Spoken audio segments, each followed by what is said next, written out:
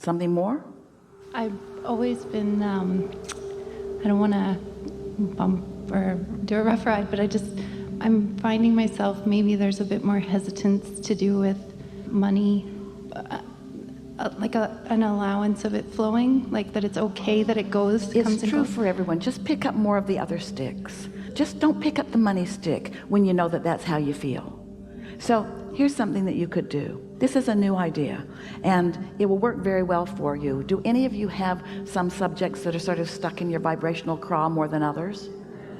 And we've been talking about the stick pile for a long time. You're aware of it, that every subject is two subjects, and on one end of it is something wanted, and on the other end is the absence of something wanted. And so you think that you've activated the abundance stick, when really what you've activated is your worry about not having enough money for something.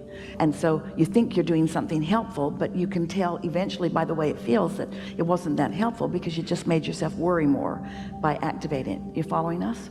So now let's do something different with these sticks. Let's pick up the money stick, and on this end of the stick, let's call this the manifestation. Let's call this vibrations turning to thoughts, and thoughts turning to things, and those things are money, and that's on that end of the stick. So carve on that end of the stick.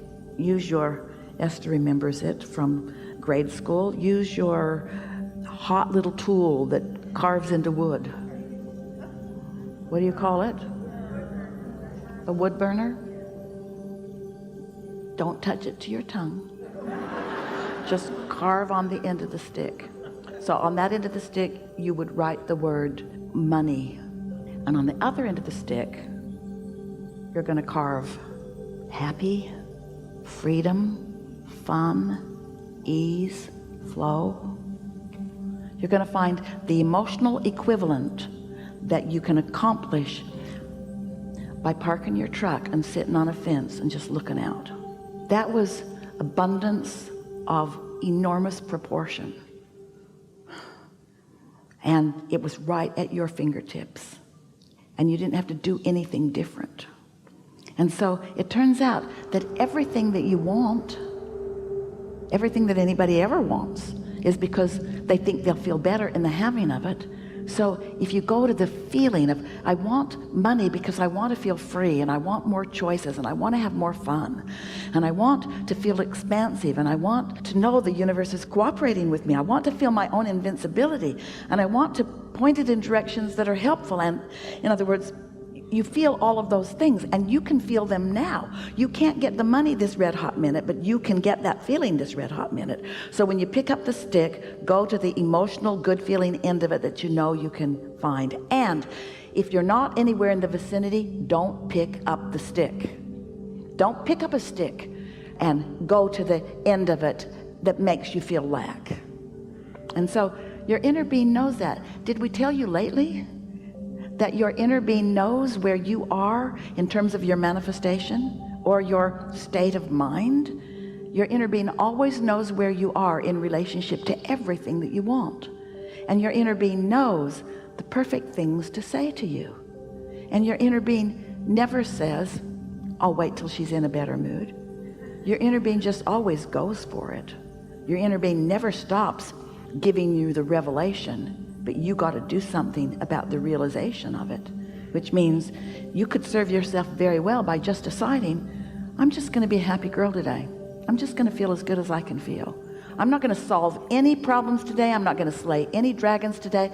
Jerry used to say to Esther occasionally, every day, sometimes more than once a day, as they were out in the world, and Esther could see a way that someone could improve their experience if they just pay attention. And so she would sometimes just make a suggestion.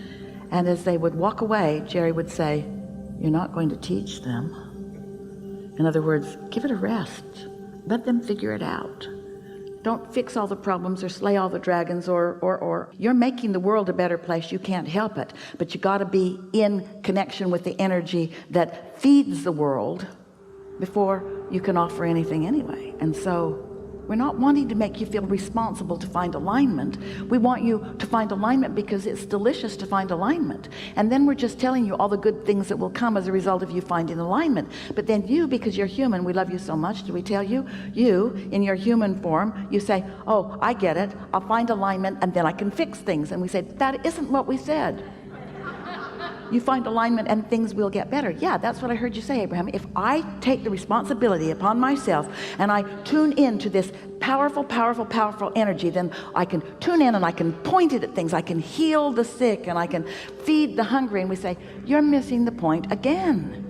Because the moment you begin pointing it at something that is a problem, you become a part of the problem, not a part of the solution. That's why you must separate in your own mind the question from the answer, the problem from the solution. That's why step 1 and step 3 are different steps, with a whole lot of cooperation from the universe in between them. Helpful?